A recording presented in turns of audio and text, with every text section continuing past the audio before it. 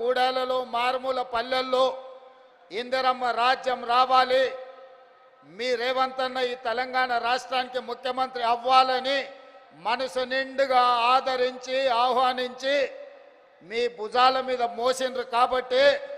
ఈరోజు ఈ వేదిక మీద ఉన్న పెద్దలందరూ నాతో సహా ఈరోజు వివిధ బాధ్యతలను నిర్వహిస్తున్నాం. మరి వివిధ బాధ్యతలను నిర్వహిస్తున్న మేము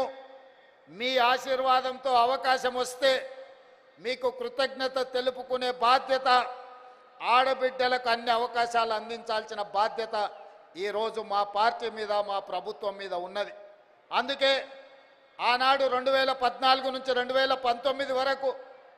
ఆనాటి ముఖ్యమంత్రి చంద్రశేఖరరావు గారు మంత్రివర్గంలో ఒక్క ఆడబిడ్డ కూడా మంత్రిగా లేకపోయినా 5 సంవత్సరాలు మౌనంగా ఉన్న ఆడబిడ్డలు ఆ తర్వాత ఇచ్చిన తీర్పుతో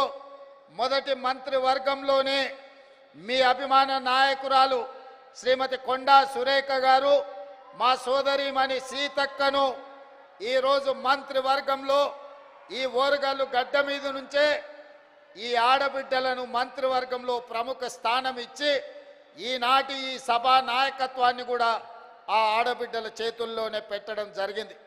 ఇదే కాదు, వరంగల్ పార్లమెంటు నుంచి కూడా డాక్టర్ కడియం కావ్యను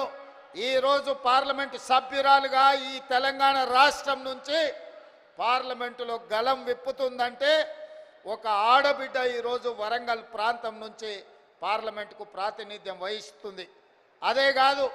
పాలకుర్తిలో మీకు తెలుసు, ఒక రాక్షసుడు అక్కడ రాజ్యమేలుతుంటే మీ సోదరిమణి యశస్విని రెడ్డి ఆ రాక్షసుని ఆయన పెద్ద రాజకీయ కొండ కదా,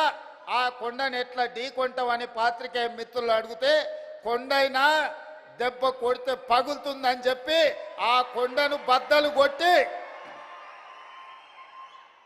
పాలకుర్తి గడ్డ మీద కాంగ్రెస్ పార్టీ జెండాను ఎగరేసింది కూడా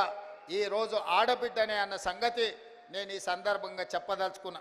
ఇవాళ మన తెలంగాణ రాష్ట్ర ప్రభుత్వానికి చీఫ్ సెక్రటరీగా ఆడబిడ్డ